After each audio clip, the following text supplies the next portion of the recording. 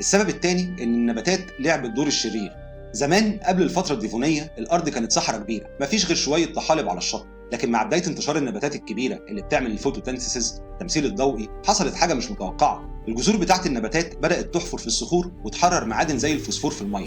ودي مش حاجه حلوه قوي، لان المعادن دي غذت الطحالب اللي في المحيط، فحصل حاجه اسمها اليوتريفيكيشن او التخثث. وده معناه ان الطحالب زادت بشكل مرعب، ولما ماتت وترسبت استهلكت الاكسجين علشان تتحلل، وبالتالي موت جماعي في المحيطات.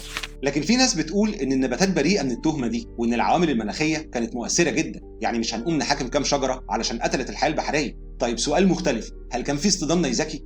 دايما لما بنتكلم عن الانقراضات اول حاجه بتيجي في بالنا هي نيازك بتكسر كل حاجه، بس المشكله اننا ما عندناش دليل قاطع على اصطدام نيزكي في نهايه الفتره الديفونيه، على عكس اللي حصل مع الديناصورات.